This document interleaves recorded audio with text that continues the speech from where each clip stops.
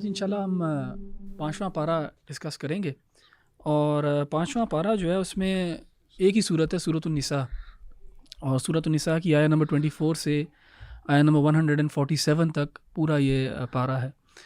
اور سورۃ النساء جو ہے وہ مدنی سورہ ہے، اور پوسٹ احد جو ہے نا اس کا زیادہ سبجیکٹ میٹر جو ہے وہ پوسٹ احد ہے، یعنی جنگ احد کے بعد کے واقعات جو ہیں۔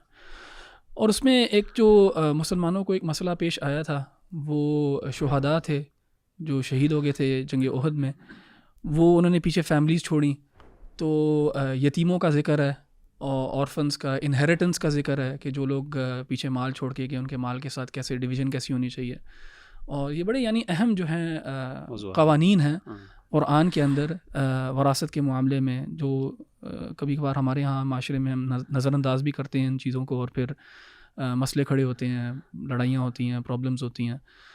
تو اللہ سبحانہ وتعالیٰ نے اس مسلم نیشن کو، جو مدینہ میں ابھی نیولی اسٹیبلشڈ ایک نیشن تھا، اس کو بیسکلی لاز اینڈ ریگولیشنز دی ہیں اس صورت کے اندر، جس کے اندر کافی زیادہ فیملیل لاز بھی ہیں میرج کے۔ یہاں پہ اسی سورہ میں اور اسی پارے میں وہ آیت بھی ہے جہاں پہ اجازت دی گئی ہے مردوں کو کہ وہ ایک سے زیادہ شادی کر سکیں، پولیگیمی کی، ایون دو وہ اجازت پہلے بھی دور جاہلیت میں موجود تھی، لیکن یہاں پہ اس کے اوپر ایک کیپ لگائی گئی کہ 4 سے زیادہ نہیں ہونی چاہیے، اور اس کے پیچھے بھی وزڈم کو بھی بیان کیا گیا۔ اور یہاں کہ یہ چیز جو ہے یہ مبنی ہے اس چیز کے اوپر کہ کچھ سرکمسٹانسز میں خواتین ہوتی ہیں جن کے لیے بہتر ہوتا ہے اس قسم کی ارینجمنٹ۔ تو یہاں پہ ہمارے ہاں اس کو کرٹیسائز کیا جاتا ہے، اور اس کو شاید صرف ایک ڈیزائر کے پیراڈائم سے ہی دیکھا جاتا ہے، جو کہ ایک بہت غلط چیز ہے۔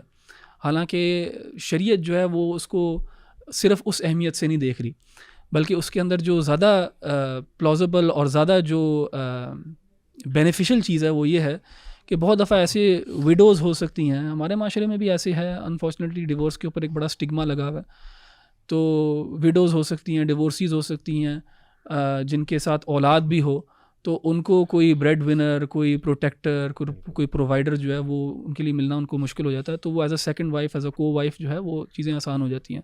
تو حکمت جو ہے اس کے پیچھے یہی ہے۔ تو اس پوری صورت کے اندر کافی زیادہ لاز ہیں، اور اس کے اندر آیات بھی ہیں، اور انشاءاللہ اس کو ڈسکس بھی کریں گے، جہاں پہ رسول اللہ صلی اللہ علیہ وسلم کی اطاعت کو جو ہے بہت اوپر رکھا گیا ہے کہ ایز اے لیڈر جو ہے آپ صلی اللہ علیہ وسلم جو ہیں وہ ڈیزروز ایبسولوٹ اوبیڈینس، اور سارے مسائل جو ان کے پاس لے کے جایا جائیں، اور پھر رسول اللہ صلی اللہ علیہ وسلم جب اس میں کوئی فیصلہ بھی کریں تو کوئی پرابلم نہ ہو کسی کو اس چیز میں، کیونکہ ابھی جو مسلمان کمیونٹی ہے خاص طور پہ اس ٹائم پہ جب یہ صورت نازل ہو رہی ہے، تب رسول اللہ صلی اللہ علیہ وسلم کی لیڈرشپ بھی اسٹیبلش ہو رہی ہے وہاں پہ، اور مسلمانوں کی تربیت کی جا رہی ہے کہ آپ نے اپنے امیر کی اطاعت کرنی ہے۔ تو بیسکلی یہ ایک تھیم ہے اس پورے پارے کی انشاءاللہ۔ جزاک اللہ خیر احمد بھائی، میں انشاءاللہ پہلی آیت جو ہے اس جز کی اسے آغاز کرتا ہوں۔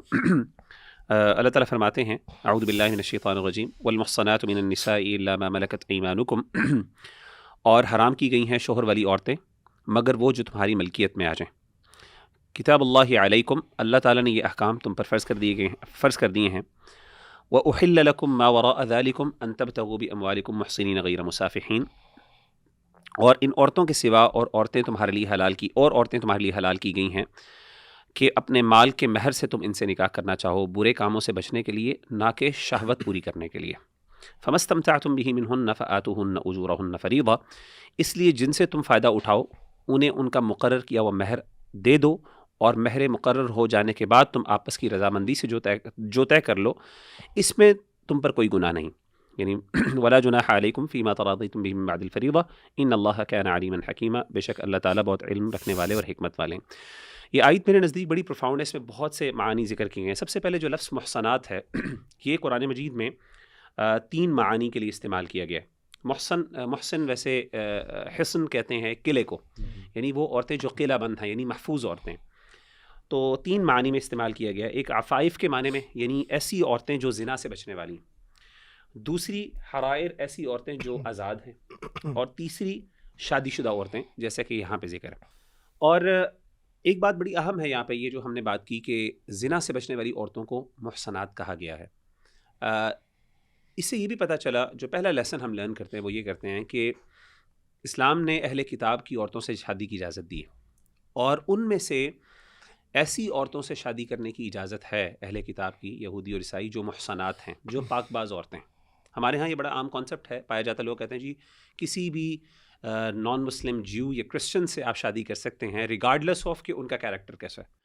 تو اسلام نے سورۃ المائدہ کے اندر اللہ تعالیٰ نے اس بات کی وضاحت کی جس میں ہے الیوم احل لکم الطیبات. آگے چل کے اللہ فرماتے ہیں والمحصنات من الذین اوتوا الکتاب، یعنی اس میں ایک شرط ضروری ہے کہ وہ عورتیں پاک باز ہوں، با کردار عورتیں ہوں.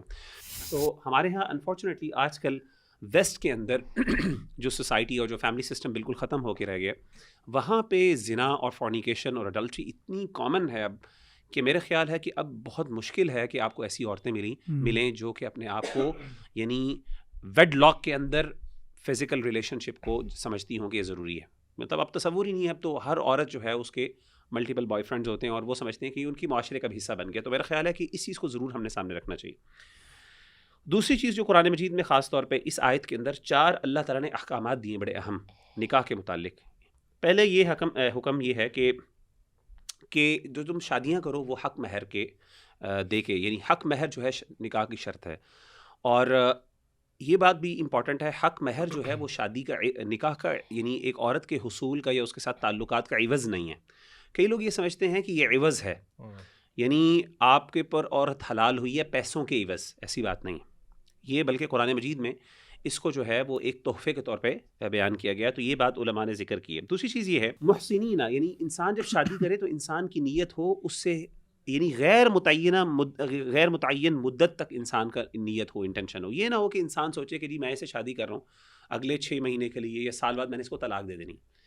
تو علماء نے اسے محسنین کا مطلب ہے کہ آپ نے پوری زندگی اس کو اپنے ساتھ رکھنا ہے. آپ کی انٹینشن یہ نہیں کہ وقتی طور پہ، جیسا کہ بعض اوقات متع میں ہوتا ہے، اور اسی طریقے سے بعض اوقات یہ بھی ہوتا ہے کچھ لوگ اللہ معاف کرے برائی کی نیت سے یہ کرتے ہیں کہ جی چلو ٹھیک ہے اس سے میں شادی کر لیتا ہوں، 1-2 سال بعد جا کے اس سے فارغ کر کے کوئی اور کے ساتھ کر لوں گا. مطلب لوگوں کی پہلی انٹینشن یہ ہوتی ہے کہ ہم نے اس کو ہمیشہ برقرار ہی رکھنا. اور اسی طریقے سے مصافحین غیر مصافحین، تو صفاحہ عربی زبان میں نا ایسی یعنی صفاحہ عربی زبان میں کہتے ہیں شہوت پورا کرنے کے لیے. تو اللہ تعالیٰ کہہ رہے ہیں یہاں پہ، اس کا ایک مطلب یہ ہے کہ زنا سے بچنے کا ایک حکم ہے یہاں پہ، لیکن اس کے ساتھ ساتھ ہمارے استاد جو شیخ انس ہیں وہ یہ کہتے ہیں کہ یہاں پہ صفاحہ سے مراد یہ بھی ہے کہ شادی کا اصل مقصد صرف شہوت پورا کرنا نہیں، جیسے آپ نے بھی ذکر کیا.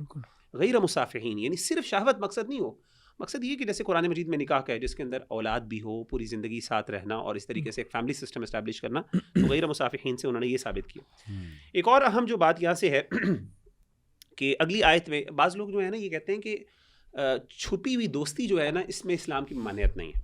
اسلام نے زنا سے منع کیا ہے، لیکن اگر آپ کا کوئی چھپی دوستی ہے، موبائل فون کی فرینڈشپ ہے، یہ وہ اس طرح موبائل فون پہ آن لائن آپ کی فرینڈشپ وغیرہ ہے، تو اس سے اسلام نے منع نہیں کیا. حالانکہ اگلی آیت کے اندر اگر آپ دیکھیں تو اس کے اندر اللہ تعالیٰ نے ولا متخذات اخدان کہا ہے، یعنی وہ جو خفیہ دوست بنانے والی عورتیں.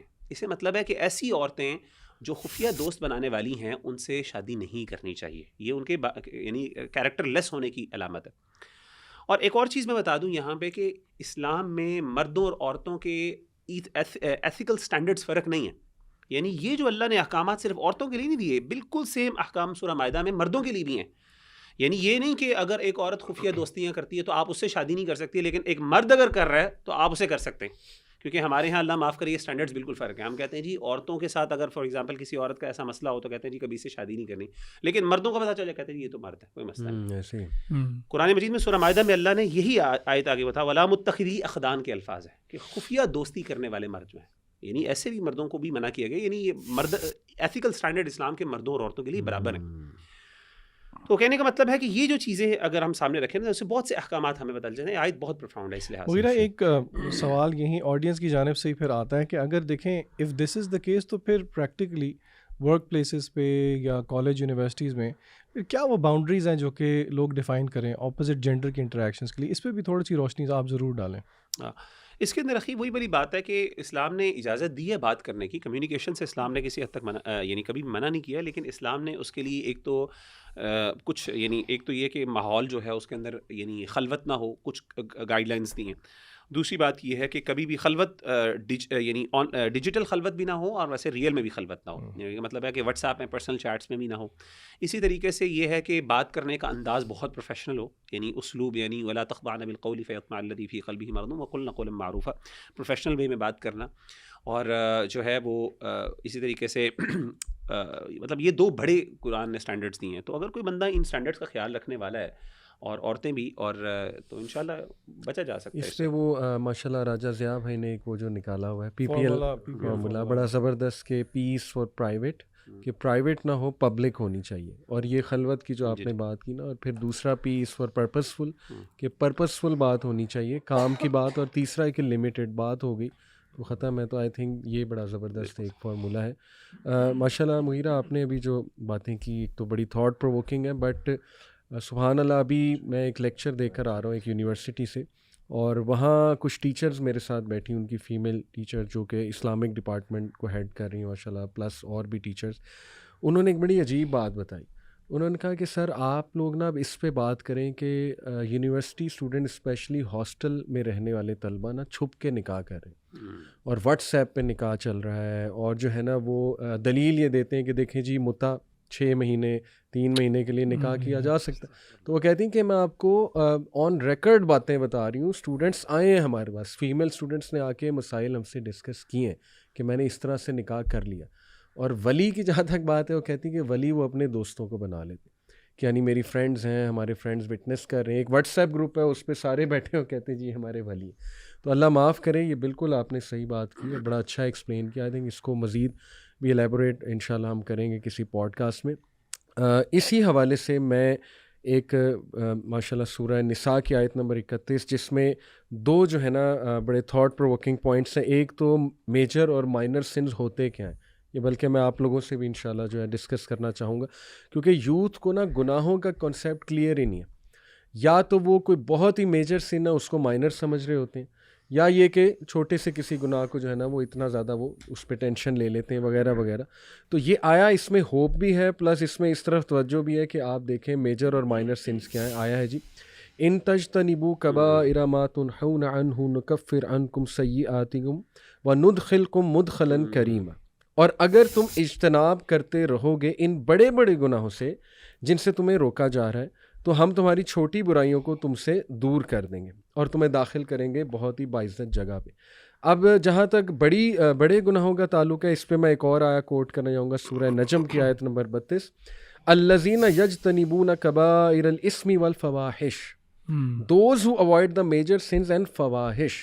تو آئی تھنک کہ آج کے دور میں جتنے فحاشی کے کام ہیں، جیسے آئی تھنک یہ چھپ کے نکاح کرنا، it must come under major sin I believe. اس میں دھوکہ بھی ہے اور اس میں وہ زنا کا ایلیمنٹ بھی ہے. پھر پورن انڈسٹری، آئی تھنک کہ it is one of the major sins. بھی ایک اور بھی ہے کہ علماء نے نا نکاح کی شرط میں ایک یہ بھی ہے، اور اس آیت سے بھی یہ جو ہے نا غیر مصافحین سے علماء نے کہا خفی اور ولا متخذات اخدان سے علماء نے یہ بھی ثابت کیا کہ نکاح کے لیے ضروری ہے کہ وہ اعلان کیا جائے اس کو. اور ولیمہ کا کانسیپٹ بھی یہی ہے، اعلان. اور یہ جو چھپ کے شادیاں ہیں یہ کوئی اسلام کے اندر پسندیدہ نہیں، چھپ کے شادیوں میں بہت مسائل ہیں. بالکل. تو اسی لیے اس پہ بڑی سختی ہے کہ جو ہے نا لوگوں کے سامنے ہو باقاعدہ علماء کی نہیں. تو بالکل تو اگر کچھ یہ مائنر جیسے احادیث میں اکثر میں آتا ہے نا کہ 100 بار سبحان اللہ و بحمدہ کسی نے پڑھا تو اللہ اس کے تمام سنز چاہے سمندر کی جھاگ کے برابر ہے معاف کر دیں گے. I think that's for minor sins جو میری انڈرسٹینڈنگ. اور اسی طرح سورہ کہف جو پڑھتا ہے ہر فرائیڈے، تو فرائیڈے ٹو فرائیڈے جو سنز ہیں وہ اللہ معاف، وہ بھی میرے خیال مائنر سنز ہیں. تو میجر اور مائنر سنز اگر کوئی نوجوان آپ سے پوچھنا چاہے، آپ کیا اسے لسٹ بتائیں گے کہ ان سے جو ہے نا وہ ضرور بچا جائے اس آیت کی روشنی میں؟ اس میں ایک حدیث بھی ہے نا رسول اللہ صلی اللہ علیہ وسلم کی، کہ جہاں پہ آپ صلی اللہ علیہ وسلم نے کہا کہ من صام رمضان ایمانا واحتسابا غفر له ما تقدم من ذنبه، کہ جس نے بھی رمضان کے مہینوں میں روزہ رکھا، اور ایک اور روایت میں من قام رمضان آتا ہے، تو جس نے بھی رمضان کے دنوں میں روزہ رکھا اور راتوں کو نماز پڑھی تو اس کے سب جو پچھلے گناہ ہیں وہ معاف کر دیے جائیں گے. اچھا، اس میں یہاں پہ رسول اللہ صلی اللہ علیہ وسلم نے کوئی تعین نہیں کیا کہ یہ صغائر ہوں گے کہ کبائر ہوں گے، لیکن اکثر علماء کی یہ رائے ہے کہ اس سے صغائر مراد ہے، کیونکہ جو کبائر ہیں ان سے توبہ جو ہے وہ مطلوب ہے، کہ اگر توبہ کر لی جائے گی تو بڑے گناہ بھی معاف کر لیے جائیں گے. تو اگر انسان جو ہے رمضان کی مہینوں میں روزہ رکھنے کے ساتھ ساتھ نماز پڑھنے کے ساتھ ساتھ اگر استغفار بھی کر لے گا تو پھر سب گناہ معاف ہو جائیں گے. ٹیکنیکلی احمد بھائی جو کبائر گناہ یہ کہہ سکتے ہیں کہ وہ ہیں جن کی کوئی یا تو پنشمنٹ ہے یا وارننگ ہے اللہ کی طرف سے سویئر، یا کوئی کرس کی طرف اشارہ ہے کہ اللہ نے لعنت کی ہے. ایسے ہی ہے جیسے LGBTQ اٹس اے میجر سن. جی بالکل. بلکہ امام الذہبی کی کتاب بھی الکبائر کے نام سے، اس میں انہوں نے بہت تفصیل سے اس کو بیان کیا ہے کہ کیسے ہمیں پتہ لگتا ہے کہ کبیرہ گناہ کون، کبیرہ کب ہوتا ہے اور صغیرہ کب ہوتا ہے. تو اس کے اندر انہوں نے جو جس طرح آپ نے بیان کیا اسی طرح انہوں نے بھی اس کو ڈیفائن کیا ہے کہ جہاں پہ شریعت نے ایکسپریسلی کسی چیز کو بڑی سختی سے منع کیا ہو, جس پہ اللہ تعالیٰ کی لعنت ہو, جس پہ رسول اللہ صلی اللہ علیہ وسلم نے اس طرح کے الفاظ استعمال کیے ہوں, تو وہ کبائر میں سے آتے ہیں. ابارشن بھی اسی میں آ جاتا ہے. بالکل ایسی ہے. ایون جو جن کو ہم شاید اپنے عرف کے اندر چھوٹا سمجھتے ہیں وہ بھی بڑے ہی ہیں, جس میں غیبت آ جاتی ہے. اس طرح کی چیزیں جو ہیں وہ جھوٹ بھی بالکل, اور ترک الصلاۃ جو ہے نماز کو چھوڑنا. کافی لوگ پوچھتے ہیں میوزک کے بارے میں واللہ عالم اس طرح کے الفاظ آئے ہیں کہ نہیں آئے, لیکن نماز چھوڑنا مثال کے طور پہ, نماز چھوڑنا, ہم لوگ نماز چھوڑنے کو بہت ہلکا سمجھتے ہیں, تو وہ بھی کبائر میں سے ہے. بالکل ایسی ہے. میوزک سننے کے بارے میں ہے نا حدیث کے معازف کے بارے میں, خاص طور پہ میوزیکل انسٹرومنٹس کے حوالے سے, کہ ایک وقت آئے گا کہ ان کے جو ہے نا لوگ جو ان کو حلال کر دیں گے. اب اگرچہ اس میں آگے یہ اختلاف ہے کہ یہ جو ہے یہ گناہ جو ہے اس کو حرام کو حلال کرنے کی وجہ سے اس کے ساتھ یہ معاملہ ہے, یا پھر وہ گناہ اتنا سویر ہے. لیکن باقی دوسری احادیث کو اگر آپ سامنے رکھیں تو اس احادیث سے پتہ چلتا ہے کہ اس میں بڑی شریعت کی سینسٹیوٹیز ہیں اس مسئلے میں, ہم اس کو اتنے آرام سے ہلکا نہیں سمجھتے. کیونکہ اس جو جس روایت کا مغیرہ بھائی بیان کریں اس میں باقی چیزیں کیا مینشنڈ ہے, زنا مینشنڈ ہے, خمر, الکوہل مینشنڈ ہے, تو وہ کبائر ہیں, اس میں کوئی شک نہیں ہے. اور بلکہ امام ابن قیم کا ایک کوٹ میرے سامنے کہ no sin remains minor if accompanied by consistency. بالکل, اگر تو وہ مائنر سن سیئۃً سورہ بقرہ میں آتا ہے نا کہ سیئۃً نکرہ ہے, کہ جس نے بھی کوئی گناہ کیا اور اگر وہ گناہ اس کو گھیر لیتا ہے, وہ احاطت بہ خطیئۃہ فاولئک اصحاب النار هم فیہا خالدون. اچھا, اس ویسے تو الحمدللہ یہ سورت جو ہے وہ بہت ڈیٹیل میں ہے, لیکن مجھے ذاتی طور پہ جو ایک پیوٹل آیت لگتی ہے نا وہ ہے آیت نمبر 65, اور یہ اللہ کے نبی صلی اللہ علیہ وسلم کی اطاعت کی اہمیت پہ ہے. اور اگر آپ اس پورے صورت کے موضوع کو دیکھیں نا تو یہ ایک بیسکلی اس موضوع کو گرو کر رہی ہے, بیکاز اس صورت کے اینڈ پہ اللہ نے منافقین کی کچھ صفات کا ذکر کیا ہے. تو پتہ یہ لگتا ہے کہ اللہ نے یہ ایک طرز بھی بتایا کہ نفاق کو دل سے نکالنے کے لیے اصلاً اللہ اور اس کے رسول کی اطاعت ہے, اور اگر اللہ اور اس کے رسول کی, خاص طور پہ رسول کی اطاعت نہ ہو تو that is as if genesis towards hypocrisy. اللہ تعالیٰ فرماتے ہیں فلا وربک, اور علماء کہتے ہیں کہ یہ اللہ نے مختلف جگہوں پہ قرآن مجید میں قسم کھائی ہے, لیکن یہاں پہ قسم کھانے کا انداز جو ہے وہ بہت مختلف ہے. اللہ تعالیٰ آپ صلی اللہ علیہ وسلم کو کہتے ہیں بٹ نہیں مگر آپ کے رب کی قسم اے نبی صلی اللہ علیہ وسلم, لا یؤمنون, یہ ہرگز ایمان نہیں لے کے آ سکتے, حتی یحکموک, یہاں تک کہ یہ آپ کو حاکم تسلیم نہ کر لیں اپنے معاملات میں, until they accept you, O Prophet, as the judge in their disputes. اچھا, اپیرنٹلی یہاں تک بات سمجھ میں آ جاتی ہے, لیکن دو شرائط ہیں جو کہ اللہ نے آگے رکھی ہیں, یا دو چیزیں ہیں جو کہ سٹریس ڈالتی ہیں اس آیت کے موضوع پہ. اللہ آگے کہتے ہیں ثم لا یجدوا فی انفسہم حرجا, اور پھر آپ صلی اللہ علیہ وسلم کو حاکم تسلیم کرنے کے بعد اپنے ڈسپیوٹ میں اپنے اندر کوئی کجی یا ڈسکمفرٹ نہیں فیل کرنا چاہیے ان کو. مما قضیت ویسلموا تسلیما, اور پھر سبمٹ بھی کرے فل سبمیشن کے ساتھ, یعنی کہ ایسی بات دل کے ساتھ, یعنی کہ وہ ٹرو, جسے کہتے ہیں نا وہ ٹرو لیٹر اینڈ اسپرٹ, یعنی کہ بات مان بھی لی اور پھر اس کو دل سے تسلیم بھی کر لیا, دل میں کوئی ٹیڑھ نہیں ہونی چاہیے. تو یہ دیکھیں, اور یہ آپ اس کو ہر چیز سے ریلیٹ کر سکتے ہیں, فیملی لائف سے بھی ریلیٹ کر سکتے ہیں, آپ اس کو سوشل لائف سے بھی ریلیٹ کر سکتے ہیں. تو یہ ایک مسلمان کے لیے ہمیں پتہ ہے کہ یہ دیکھیں یہاں پہ ایمان کی شرط لگا دی اللہ تعالیٰ نے نبی کریم صلی اللہ علیہ وسلم کی اطاعت. اسی کے ساتھ نا آگے نشان بھائی جو آیت نمبر ہے نا 80, من یطیع الرسول فقد اطاع اللہ ومن تولی فما ارسلناک حلیما حفیظا, کہ جس نے رسول کی اطاعت کی یقیناً اس نے اللہ تعالیٰ کی اطاعت کی, اور جس نے منہ پھیر لیا تو ہم نے آپ کو ان پر حفیظ یعنی نگہبان بنا کے نہیں بھیجا. تو اس سے پتہ چلا کہ جو نبی صلی اللہ علیہ وسلم کی اطاعت کی نا ایک انڈیویجول حیثیت بھی ہے, کیونکہ ہمارے ہاں کچھ لوگ یہ سمجھتے ہیں کہ یعنی اگرچہ وہ حدیث کا مکمل طور پہ انکار نہیں کرتے, لیکن وہ سمجھتے ہیں کہ حدیث کی نا انڈیپینڈنٹ کوئی حیثیت نہیں ہے, بلکہ وہ قرآن مجید کے تابع ہے. یعنی قرآن مجید کی وہ حدیث جو قرآن مجید کے ساتھ کنفارم کرے گی ان کی نظر میں, تو وہ چیز تو ٹھیک ہے, قابل قبول ہے, لیکن جو چیز قرآن مجید کے تابع نہیں, یعنی قرآن مجید کے ساتھ کنفارم نہیں کرتی, تو وہ حدیث قابل یعنی اتباع نہیں ہے. سوری, یہاں پہ ایک چیز چھوٹی سی میں بس بات کو کمپلیٹ کرنا چاہ رہا ہوں. رسول کی اطاعت کے بعد اگلا کویسچن پریکٹیکلی پیدا ہوتا ہے کہ رسول کی اطاعت کے لیے نمونہ کیا ہو. پھر اسی صورت میں آیت نمبر 115 میں اللہ تعالیٰ فرماتے ہیں وَمَن يُشَاقِقِ الرَّسُولَ مِن بَعْدِ مَا تَبَيَّنَ لَهُ الْهُدَى وَيَتَّبِعْ غَيْرَ سَبِيلِ الْمُؤْمِنِينَ. علماء کہتے ہیں یہاں پہ کہ یہ جو آیت ہے کہ جس نے and whoever defies the messenger after guidance has become clear to them and وَيَتَّبِعْ غَيْرَ سَبِيلِ الْمُؤْمِنِينَ کہ وہ پیروی کرتے ہیں غیر سبیل المؤمنین اہل ایمان کے راستے کے علاوہ راستہ. شیخ البانی رحمہ اللہ یہاں پہ کہتے ہیں کہ سبیل المؤمنین سے مراد یہاں پہ صحابہ کرام ہیں. تو اس سے ہمیں یہاں پہ پتہ لگتا ہے کہ رسول اللہ صلی اللہ علیہ وسلم کی اطاعت جیسے کہ صحابہ کرام نے کی. اور اس سے اجماع بھی ثابت ہو رہا ہے, اس آیت سے اجماع آف صحابہ اسلاف. الحمدللہ. اسی سے ریلیٹڈ ذیشان ایک آیا میرے ذہن میں آئی جو آج کا آپ نے ایشو ڈسکس کیا نا کہ انکار حدیث بہت نوجوانوں میں پھیلتی جا رہی. سورہ حجرات کی یا ایھا الذین آمنوا لا ترفعوا اصواتکم فوق صوت النبی ولا تجہروا لہ, اور اس کی جو پنشمنٹ ہے نبی سے آواز بلند کرنے کی وہ بڑی سیریس. ان تحبط اعمالکم وانتم لا تشعرون کہ تمہیں پتہ بھی نہیں لگے تمہارے ڈیڈ زیرو سے ملٹی اعمال سارے ضائع ہو جائیں گے. اور علی بھائی آپ حیران ہوں گے اعمال ضائع ہونے کی جو اور وجہ قرآن مجید میں بتائی وہ شرک بھی بتائی گئی.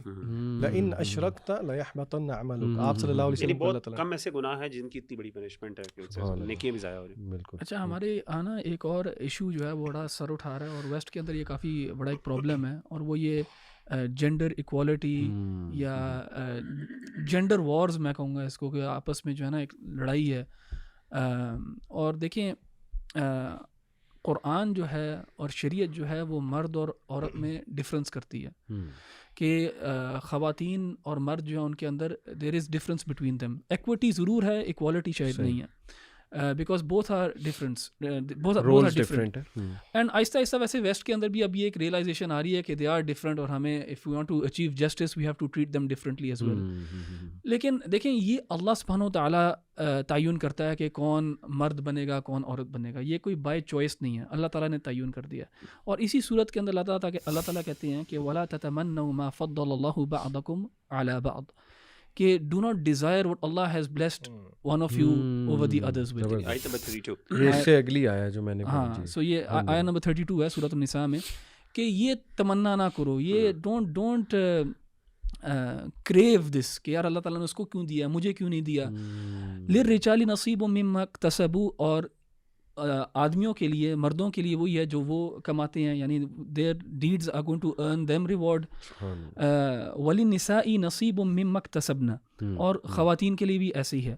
واسألوا اللہ من فضلہ, تو اللہ تعالیٰ سے اس کا فضل تلاش کرو, لیکن یہ نہ تلاش کرو یا یہ نہ چاہو کہ میں مرد کیوں نہیں ہوں, یا مجھے میرے لیے یہ والے رولز کیوں نہیں ہیں, یا مرد جو ہیں وہ اس طرح کی کمپلین کرنے لگ جائیں کہ ہمارے اوپر یہ والی ذمہ داریاں کیوں, ایکسیکٹرا ایکسیکٹرا ایکسیکٹرا. بالکل صحیح. تو یہ بہت پرابلمٹک ہے. انسان کو one should be content with what Allah has blessed them with. اور یہ آگے جا کے جو ہے نا یہ idea of contentment with how you look and you know what sort of gender you are, یہ آپ ہی کی بہتری کے لیے, کیونکہ یہ جنرلی اسپیکنگ یہ چینج کیا جا نہیں سکتا. ایون دو آج ماڈرن سائنس نے اور ٹیکنالوجی نے یہ ایک ایلوژن دیا ہوا کہ آپ یہ چینج کر سکتے ہو, لیکن جو وہ چینج کرتے بھی ہیں وہ بھی ریئلائز کرتے ہیں کہ یار یہ چینج نہیں کیا جا سکتا.